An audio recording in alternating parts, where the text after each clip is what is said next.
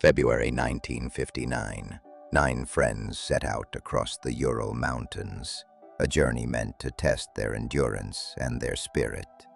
They were young, skilled, fearless, but they were walking towards something no one could have imagined. The mountain they chose was called Kolatsiakl. By the local Mansi people, it meant Mountain of the Dead.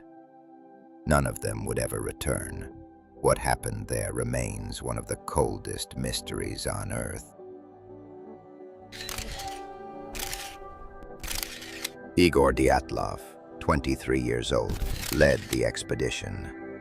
Alongside him, Zina Kolmogorova, Rustem Slobodin, Lyuda Dubinina, Yuri Doroshenko, names that history will never forget. Their diaries paint a picture of optimism. The weather is good, spirits are high, we sing every night before sleep.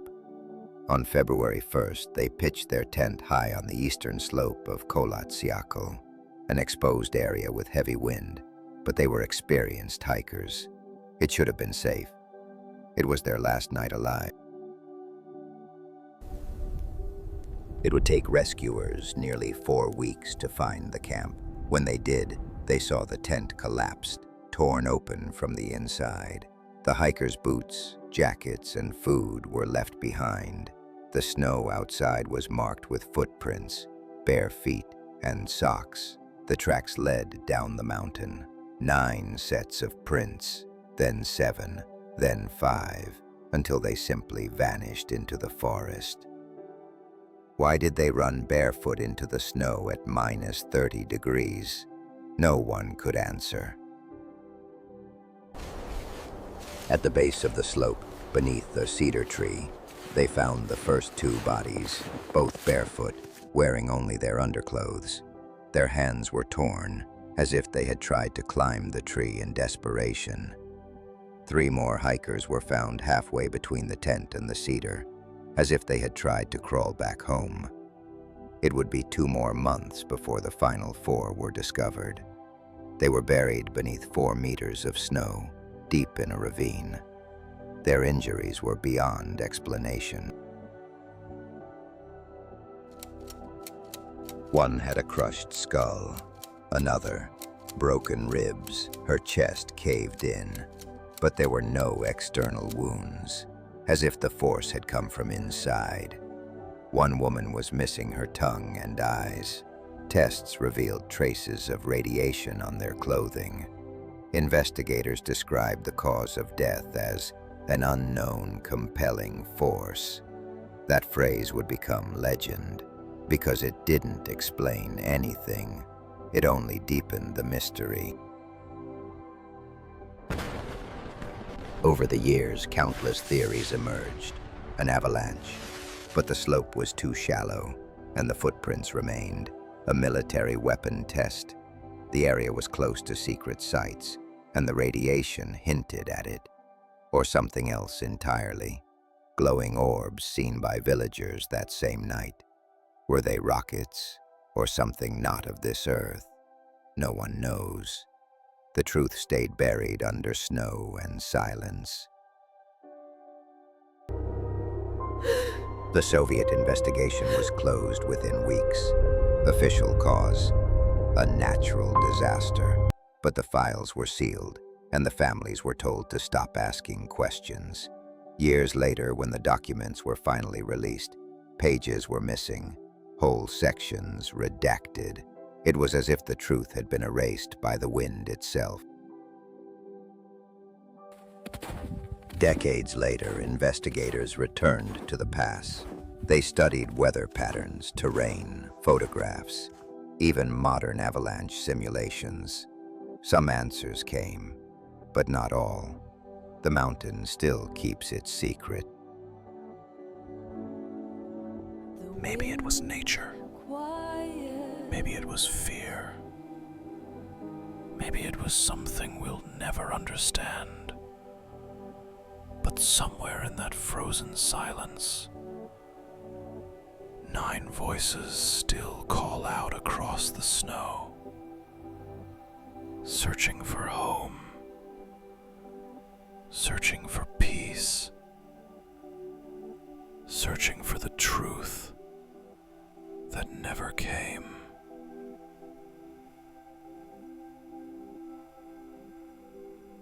This is the Dyatlov Pass Incident. The frozen fear.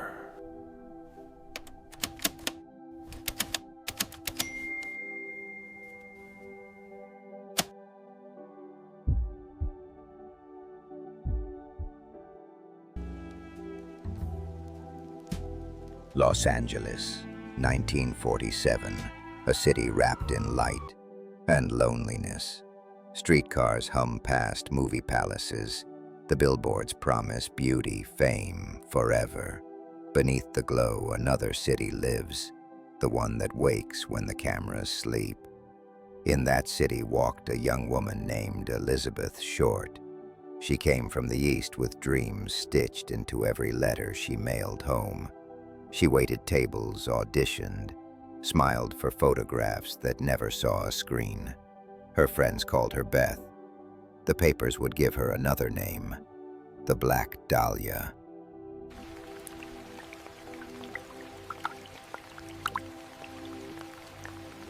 In mid-January, the lights of Hollywood kept burning, but something in the air shifted. Police radios crackled with static. By afternoon, the story had already escaped the city limits. Reporters raced to South Los Angeles, notebooks in hand, chasing whispers of a scene they could not describe. The details blurred, reshaped by rumor, until fact and fiction stood side by side. Within hours, the Black Dahlia was front-page poetry, a tragedy rewritten for headlines. Her image, wide eyes, dark curls, was everywhere. She was no longer a person. She was a mystery the city wanted to own.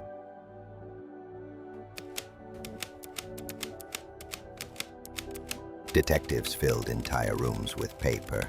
Witness lists stretched for pages. Every tip, every rumor, every impossible claim. A man said he'd seen her near a downtown bar. Another swore she'd left town.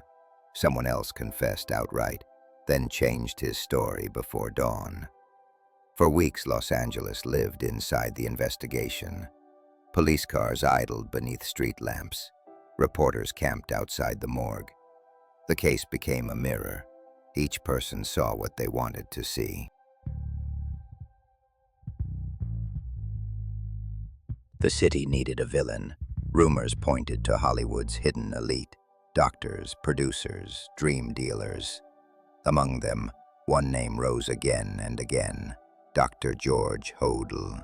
Brilliant, charming, unsettling. His home, the famed Sowden House, stood like a Mayan temple above Franklin Avenue, a monument to ego and mystery.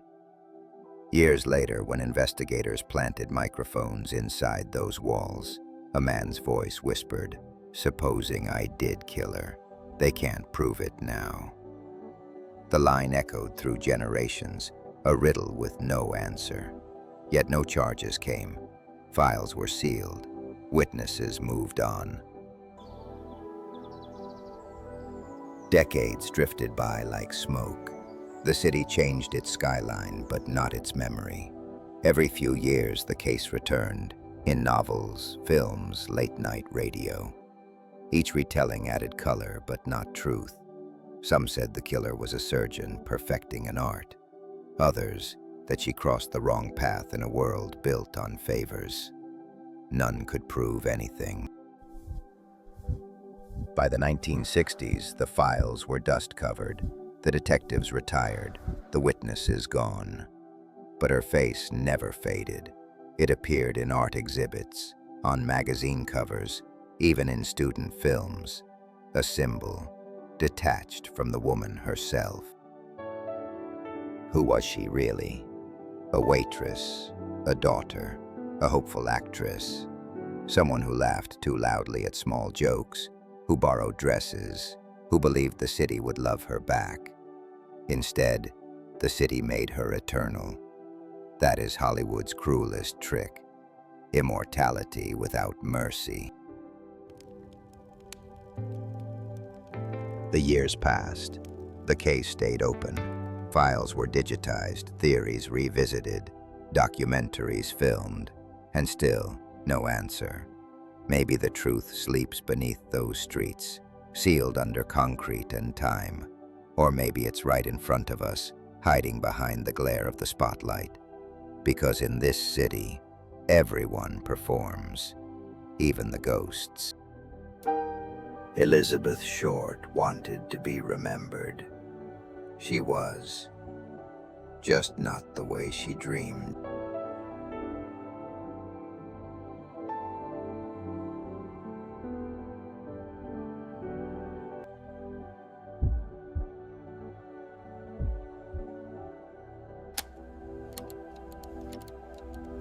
California, 1968. A state alive with dreams, sunlight, and flower power. But somewhere in the golden haze of that summer, a shadow was learning how to hunt. He would not strike from anger nor greed. He would kill because it was fun. And soon,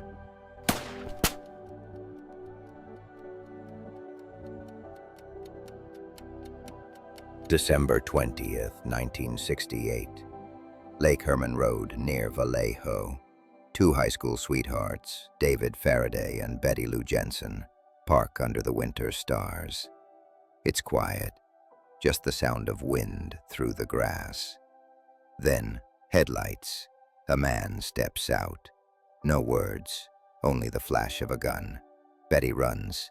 David doesn't move again. Within seconds, both are dead. The police found no witnesses, no motive, no footprints that led anywhere. The killer vanished into the dark, leaving only silence behind.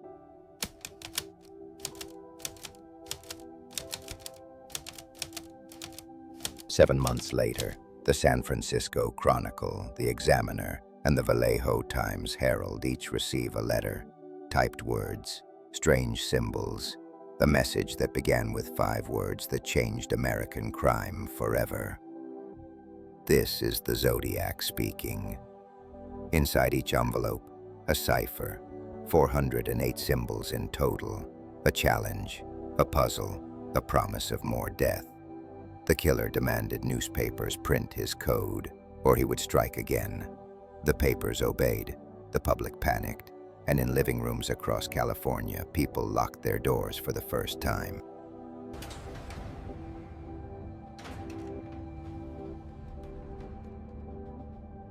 The Zodiac's cipher, 408 characters, would be cracked not by the police, but by a school teacher and his wife sitting in their living room in Salinas. They stared at the symbols for days, until the pattern began to reveal it.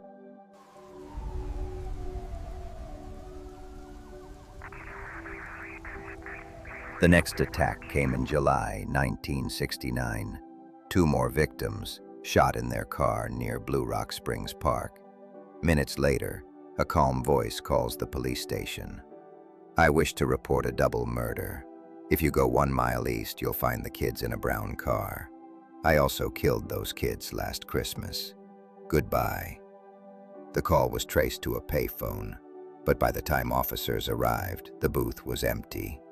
And there, carved into the metal, was the faint symbol of a crosshair. September 27, 1969. Lake Berryessa. A peaceful afternoon turns into a nightmare. Cecilia Shepard and Brian Hartnell are picnicking when a man appears, dressed in a black hood, the Zodiac symbol painted across his chest. He ties them up, calmly, then stabs them, again and again. Brian survives.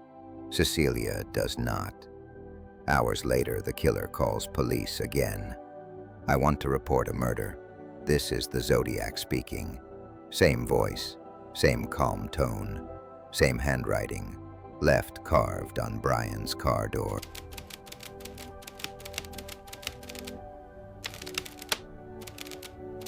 The investigation grows. Police believe they have their man, Arthur Lee Allen. He owned a Zodiac brand watch. He lived near the first crime scenes. He bragged about killing couples, but evidence didn't fit. No DNA match, no fingerprints. He was questioned, followed, even raided, yet never charged. When Allen died in 1992, the case grew colder than ever.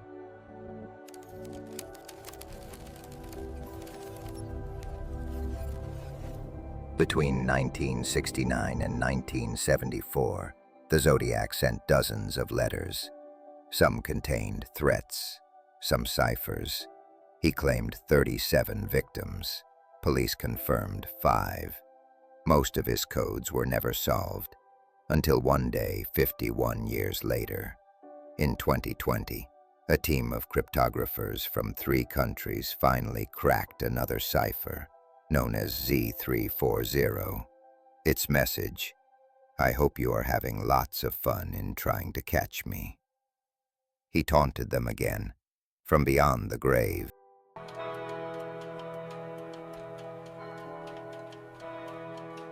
After 1974, the letters stopped. No more ciphers, no more confessions, no more calls. The Zodiac disappeared as suddenly as he had come. Some believe he died. Others say he simply changed his name or his mask. And maybe, even now, he's out there, reading the stories about himself, smiling. On it, words appear one by one.